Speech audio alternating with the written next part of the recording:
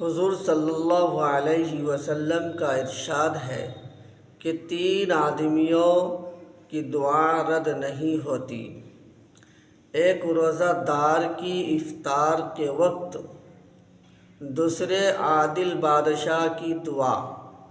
تیسرے مظلوم کی جس کو حق تعالی شانہ بادلوں سے اوپر اٹھا لیتے ہیں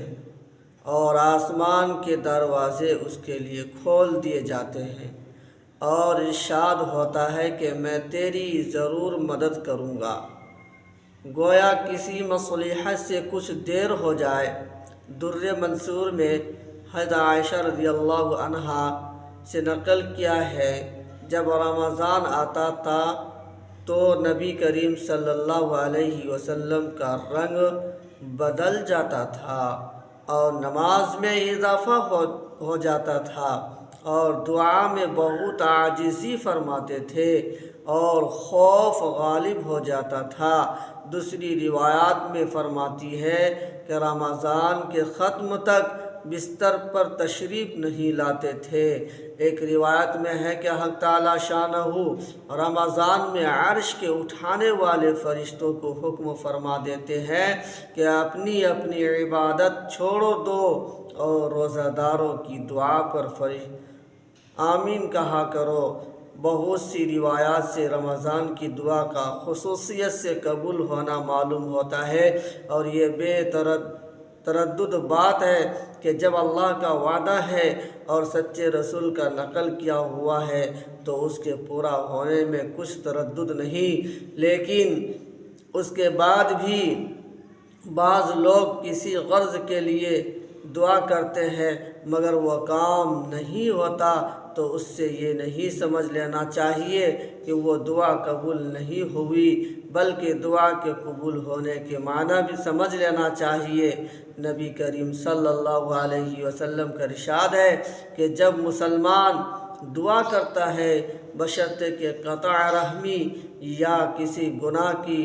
دعا نہ کرے، تو حق تعالی شانہ کے یہاں سے 3 چیزوں میں سے ایک چیز ضرور ملتی ہے، یا خود وہی چیز ملتی ہے جس کی دعا کی، یا اس کے بدلے میں کوئی برائی مصیبت اس سے ہٹا دی جاتی ہے، یا آخرت میں اسی قدر ثواب اس کے حصہ میں لگا دیا جاتا ہے۔ ایک حدیث میں آیا ہے کہ قیامت کے دن حق تعالی شانہ بندہ کو بلا کر ارشاد فرمائیں گے کہ اے میرے بندے، میں نے تجھے دعا کرنے کا حکم دیا تھا اور اس کے قبول کرنے کا وعدہ کیا تھا، تو نے مجھ سے دعا مانگی تھی، وہ عرض کرے گا مانگی تھی۔ اس پر ارشاد ہوگا کہ تو نے کوئی دعا ایسی نہیں کی جس کو میں نے قبول نہ کیا ہو، تو نے فلاں دعا مانگی تھی کہ فلاں تکلیف ہٹا دی جائے، میں نے اس کو دنیا میں پورا کر دیا تھا، اور فلاں غم کو دفع ہونے کے لیے دعا کی تھی مگر اس کا اثر کچھ تجھے معلوم نہیں ہوا، میں نے اس کے بدلے میں فلاں اجر و ثواب تیرے لیے متعین کیا۔ حضور صلی اللہ علیہ وسلم ارشاد فرماتے ہیں کہ اس کو ہر دعا یاد کرائی جاوے گی اور اس کا دنیا میں پورا ہونا یا آخرت میں اس کا عوض بتلایا جاوے گا۔ اس اجر و ثواب کی کثرت کو دیکھ کر وہ بندہ اس کی تمنا کرے گا کہ کاش دنیا میں اس کی کوئی بھی دعا پوری نہ ہوئی ہوتی کہ یہاں اس کا اس قدر اجر ملتا۔ غرض دعا نہایت ہی اہم چیز ہے، اس کی طرف سے غفلت بڑے سخت نقصان اور خسارہ کی بات ہے، اور ظاہر میں اگر قبول کے آثار نہ دیکھے تو بد دل نہ ہونا چاہیے۔ اس رسالہ کے ختم پر جو لمبی حدیث آ رہی ہے اس سے یہ بھی معلوم ہوتا ہے کہ اس میں بھی حق تعالی شانہ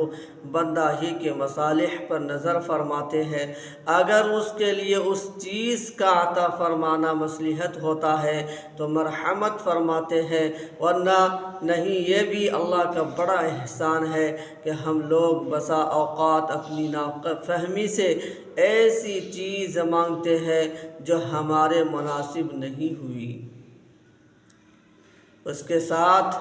دوسری ضروری اور اہم بات قابل لحاظ یہ ہے کہ بہت سے مرد اور عورتیں تو خاص طور سے اس مرض میں مبتلا ہے کہ بسا اوقات غصے اور رنج میں اولاد وغیرہ کو بد دعا دیتے ہیں، یا یاد رکھے کہ اللہ جل شانہ کے عالی دربار میں بعض اوقات ایسے خاص قبولیت کے ہوتے ہیں کہ جو مانگو مل جاتا ہے۔ یہ احمق غصہ میں اول تو اولاد کو کوستی ہے اور جب وہ مر جاتی ہے یا کسی مصیبت میں مبتلا ہو جاتی ہے تو پھر روتی پھرتی ہے